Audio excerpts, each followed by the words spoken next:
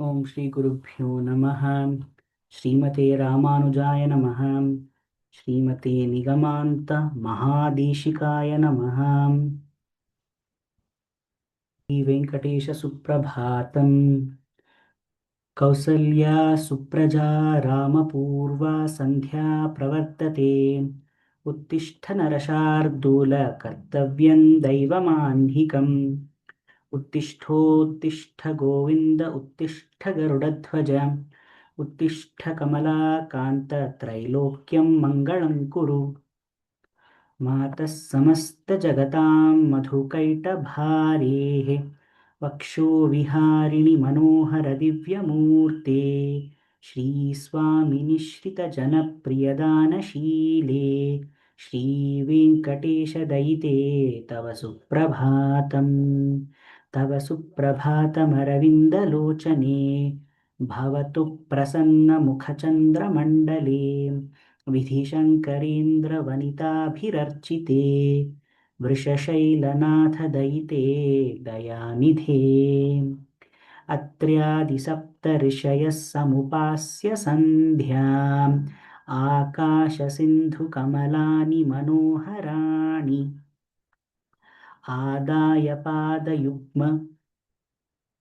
आदाय पादयुग्ममर्चयितुं प्रपन्नाः। शेषाद्रिशेखरविभो तव सुप्रभातम्। पञ्चाननाब्जभवषण्मुखवासवाद्याः त्रैविक्रमादिचरितौ विबुधास्तुवन्ति। भाषापतिः पठति वासरशुद्धिमारात्। शेषाद्रिशेखरविभो तव सुप्रभातम्। ईषत्प्रफुल्लसरसीरुहनारिकेलपूगद्रुमादिसुमनोहरपालिकानाम् आवाति मन्दमनिलः सह दिव्यगन्धैः। शेषाद्रिशेखरविभो तव सुप्रभातम्। उन्मील्य नेत्रयुगमुत्तमपञ्चरस्थाः पात्रावशिष्टकदलीफलपायसानि भुक्त्वा सलीलमथकेलिशुकाः पठन्ति। शेषाद्रिशेखरविभो तव सुप्रभातम्। तन्त्रीप्रकर्षमधुरस्वनया विपञ्च्या गायत्यनन्तचरितं तव नारदोऽपि भाषासमग्रमसकृत्करचाररम्यं। शेषाद्रिशेखरविभो तव सुप्रभातम्। भृङ्गावली च मकरन्दरसानुविद्धझङ्कारगीतनिनदैः सह सेवनाय निर्यात्युपान्तसरसी कमलोदरेभ्यः। शेषाद्रिशेखरविभो तव सुप्रभातम्। योषागणेन वरदघ्निविमध्यमाने घोषालयेषु दधीमन्थनतीव्रघोषाः रोषात् कलिविदधते ककुभश्च कुम्भाः। शेषाद्रिशेखरविभो तव सुप्रभातम्।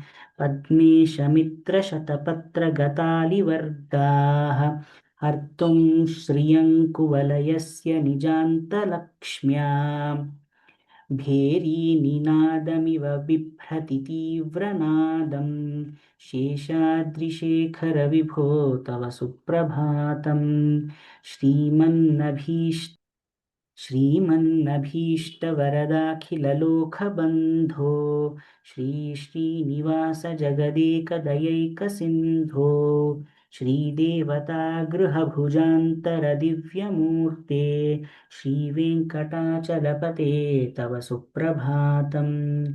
श्रीस्वामिपुष्करिणिकाप्लवनिर्मलाङ्गाः श्रेयोर्थिनो हरिविरिञ्चि सनन्दनाद्याः द्वारे वसन्ति वरवेत्रहतोत्तमाङ्गाः श्रीवेङ्कटाचलपते तव सुप्रभातम्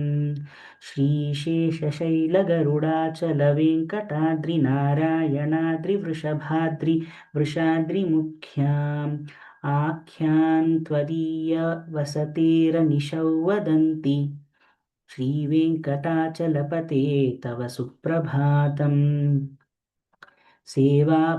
सेवापरा शिवसुरेशकृशानुधर्मरक्षोऽम्बुनाथ पवमानधनाधिनाथाः बद्धाञ्जलिप्रविलसन् निजशीर्षदेशाः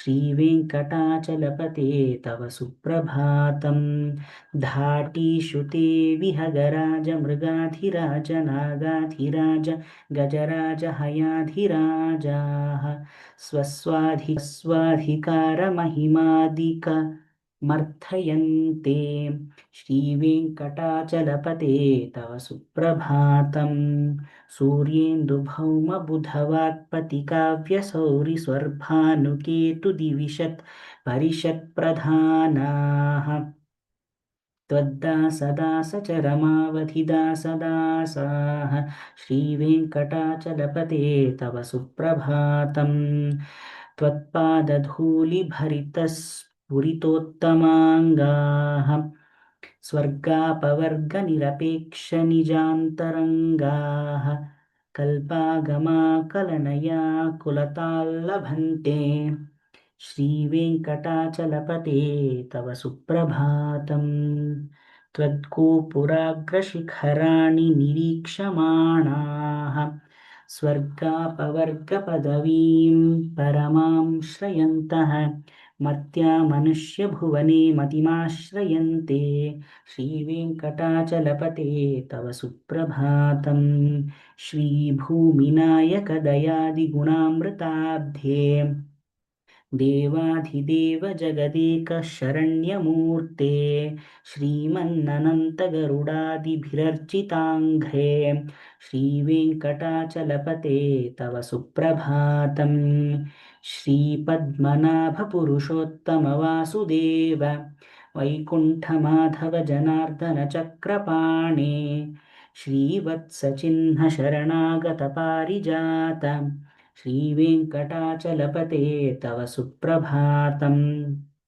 कन्दर्पदर्पहरसुन्दरदिव्यमूर्ते कान्ताकुचाम्बुरुहकुट्मललोलदृष्टे कल्याणनिर्मलगुणाकरदिव्यकीर्ते श्रीवेङ्कटाचलपते तव सुप्रभातम् मीनाकृते कमठकोलनृसिंहवर्णिन् स्वामिन् परश्वथतपोधन रामचन्द्र शेषांश राम यदुनन्दन कल्किरूप श्रीवेङ्कटाचलपते तव सुप्रभातम् एलालवङ्गघनसार सुगन्धितीर्थं दिव्यौ वियत्सरिति हेमघटेषु पूर्णम् धृत्वाद्य वैदिकशिखामणयः प्रहृष्टाः तिष्ठन्ति वेङ्कटपते तव सुप्रभातम् भास्वानुदेति विकचानि सरोरुहाणि सम्पूरयन्ति निनदैः ककुभो विहङ्गाः श्रीवैष्णवाः सततमर्थितमङ्गलास्ते धामाश्रयन्ति तव वेङ्कटसुप्रभातम् ब्रह्मादयः सुरवराः समहर्षयस्ते सन्तः सनन्दनमुखास्त्वथ योगिवर्याः धामान्तिके तव हि मङ्गलवस्तुहस्ताः श्रीवेङ्कटाचलपते तव सुप्रभातम् लक्ष्मीनिवासनिरवद्यगुणैकसिन्धो संसारसागरसमुत्तरणैकसेतो वेदान्तवेद्यनिजवैभवभक्तभोग्य श्रीवेङ्कटाचलपते तव सुप्रभातम् इत्थौ वृषाचलपतेरिह सुप्रभातम् ये मानवाः प्रतिदिनं पठितुं प्रवृत्ताः तेषां प्रभातसमये स्मृतिरङ्गभाजां प्रज्ञां परार्थसुलभां परमां प्रसूते कमलाकुचूचुककुङ्कुमतो नियतारुणितातुलनीलतनो कमलायतलोचनलोकपते विजयी भव वेङ्कटशैलपते सचतुर्मुखषण्मुखपञ्चमुखप्रमुखाखिलदैवतमौलिमणे शरणागतवत्सलसारनिधे परिपालय मां वृषशैलपते अतिवे अतिवेलतया तव दुर्विषहैरनुवेलकृतैरपराधशतैः भरितं त्वरितौ वृषशैलपते परया कृपया परिपाहि हरे अधिवेङ्कटशैलमुदारमतेर्जनताभिमताधिकदानकृतात् परदेवतया गदितान्निगमैः कमलादयितान्न परङ्कलये कलवेणुरवावशगोपवधूशतकोटिवृतात् स्मरकोटिसमात् प्रतिवल्लविकाभिमतात् सुखदात् वसुदेवसुतान्न परङ्कलये अभिरामगुणाकरदाशरथे जगदेकधनुर्धर धीरमते रघुनायक राम रमेश विभो वरदो भवदेव दयाजलधे अवनीतनया कमनीयकरं रजनीकरचारुमुखाम्बुरुहम् रजनीचरराजतमोमिहिरं महनीयमहं रघुराममये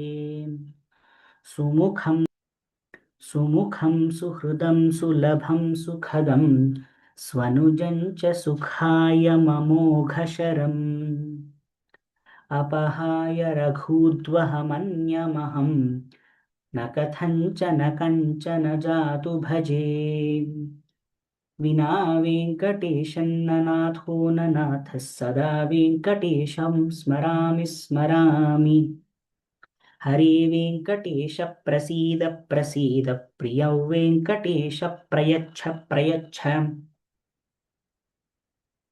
अहं दूरतस्ते पदाम्भोजयुग्म प्रणामेच्छयागत्य सेवां करोमि सकृत्सेवया नित्यसेवा फलं त्वं प्रयच्छ प्रयच्छ प्रभो वेङ्कटेश अज्ञानिना मया दोषान् अशेषान् विहितान् हरे क्षमस्व त्वं शेषशैलशिखामणे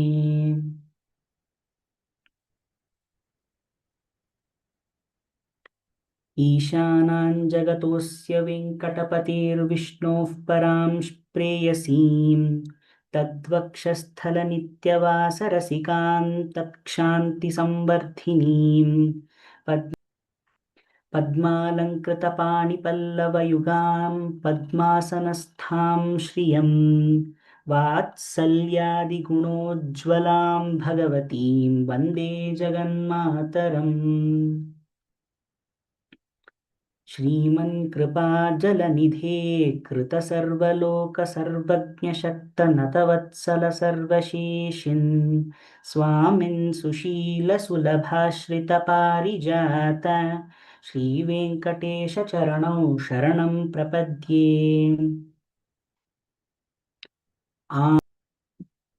आनूपुरार्पितसुजातसुगन्धिपुष्पसौरभ्यसौरभकरौ समसन्निवेशौ सौम्यौ सदानुभवनेऽपि नवानुभाव्यौ श्रीवेङ्कटेशचरणौ शरणं प्रपद्ये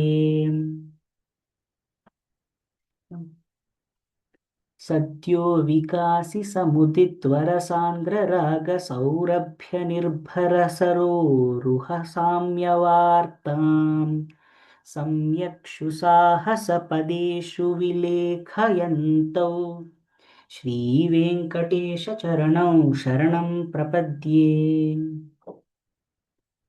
रेखामयध्वजसुधाकलशातपत्रवज्राङ्कुशाम्बुरुहकल्पकशङ्खचक्रैः भव्यैरलङ्कृततलौ परतत्त्वचिह्नैः श्रीवेङ्कटेशचरणौ शरणं प्रपद्ये। ताम्रोदरद्युतिपराजितपद्मरागौ बाह्यैर्महोभिरभिभूतमहेन्द्रनीलौ उद्यन्नखांशुभिरुदस्तशशाङ्कभासौ श्रीवेङ्कटेशचरणौ शरणं प्रपद्ये। सप्रेमभीतिकमलाकरपल्लवाभ्यां संवाहनेऽपि सपदि क्लममादधानौ कान्ताववाङ्मनसगोचर सौकुमार्यौ श्रीवेङ्कटेशचरणौ शरणं प्रपद्ये। लक्ष्मीमहीतदनुरूपनिजानुभावनीलादिदिव्यमहिषीकरपल्लवानाम् आरुण्यसङ्क्रमणतः किल सान्द्ररागौ श्रीवेङ्कटेशचरणौ शरणं प्रपद्ये। नित्यानमद्विधिशिवादि किरीटकोटिप्रत्युक्तदीप्तनवरत्नमहः प्ररोहैः नीराजनाविधिमुदारमुपादधानौ श्रीवेङ्कटेशचरणौ शरणं प्रपद्ये। विष्णोः पदे परम इत्युदितप्रशंसौ यौ मध्व उत्स इति भोग्यतयाप्युपात्तौ भूयस्तथोति तव पाणितलप्रदिष्टौ श्रीवेङ्कटेशचरणौ शरणं प्रपद्ये। पार्थाय तत्सदृशसारथिना त्वयैव यौ दर्शितौ स्वचरणौ शरणौ व्रजेति भूयोऽपि मह्यमिहतौ करदर्शितौ ते श्रीवेङ्कटेशचरणौ शरणं प्रपद्ये। मन्मूर्ध्नि कालियफणे विकटाटवीषु श्रीवेङ्कटाद्रिशिखरे शिरसि श्रुतीनां चित्तेऽप्यनन्यमनसां सममाहितौ ते श्रीवेङ्कटेशचरणौ शरणं प्रपद्ये। अम्लानहृष्यदवनीतलकीर्णपुष्पौ श्रीवेङ्कटाद्रिशिखराभरणायमानौ आनन्दिताखिलमनोनयनौ तवैतौ श्रीवेङ्कटेशचरणौ शरणं प्रपद्ये। प्रायः प्रपन्नजनता प्रथमावगाह्यौ मातुस्तनाविव शिशोरमृतायमानौ प्राप्तौ परस्परतुलामतुलान्तरौ ते श्रीवेङ्कटेशचरणौ शरणं प्रपद्ये।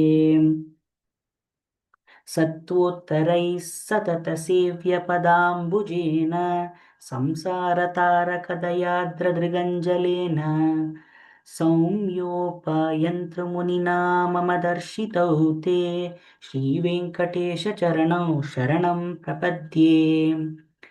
श्रीशश्रिया घटिकया त्वदुपायभावे प्राप्ये त्वयि स्वयमुपेयतया स्फुरन्त्या नित्याश्रिताय निरवध्याय गुणाय तुभ्यं स्याङ्किङ्करो वृषगिरीश न जातु मह्यम्। श्रियः कान्ताय कल्याणनिधये निधयेऽर्थिनां श्रीवेङ्कटनिवासाय श्रीनिवासाय मङ्गलम्। लक्ष्मीस् लक्ष्मीसविभ्रमालोके शुभ्रूविभ्रमचक्षुषे चक्षुषे सर्वलोकानां वेङ्कटेशाय मङ्गलम्। श्रीवेङ्कटाद्रिशृङ्गाग्रमङ्गलाभरणाङ्घ्रये मङ्गलानां निवासाय श्रीनिवासाय मङ्गलम्। सर्वावयवसौन्दर्यसम्पदा सर्वचेतसां सदा सम्मोहनायास्तु वेङ्कटेशाय मङ्गलम्। नित्याय निरवध्याय सत्यानन्दचिदात्मने सर्वान्तरात्मने श्रीमद्वेङ्कटेशाय मङ्गलम्। स्वतः सर्वविदे सर्वशक्तये सर्वशेषिणे सुलभाय सुशीलाय वेङ्कटेशाय मङ्गलम्। परस्मै ब्रह्मणे पूर्णकामाय परात्मने प्रयुञ्चे परतत्त्वाय वेङ्कटेशाय मङ्गलम्। आकालतत्त्वमश्रान्तमात्मानमनुपश्यताम् अतृप्त्यमृतरूपाय वेङ्कटेशाय मङ्गलम्। प्रायः स्वचरणौ पुंसां शरण्यत्वेन पाणिना कृपया दिशते श्रीमद्वेङ्कटेशाय मङ्गलम्। दयामृततरङ्गिण्यास्तरङ्गैरिव शीतलैः अपाङ्गैः सिञ्चते विश्वं वेङ्कटेशाय मङ्गलम्। स्रग्भूषाम्बरहेतीनां सुषमावहमूर्तये सर्वार्तिशमनायास्तु वेङ्कटेशाय मङ्गलम्। श्रीवैकुण्ठविरक्ताय स्वामिपुष्करिणीतटे रमया रममाणाय वेङ्कटेशाय मङ्गलम्। श्रीमत्सुन्दरजामातृमुनिमानसवासिने सर्वलोकनिवासाय श्रीनिवासाय मङ्गलम्। मङ्गलाशासनपरैर्मदाचार्यपुरोगमैः सर्वैश्च पूर्वैराचार्यैः सत्कृतायास्तु मङ्गलम्। इति श्री वेङ्कटेशसुप्रभातं स्तोत्रं प्रपत्ति मङ्गलाशासनं च सम्पूर्णम्।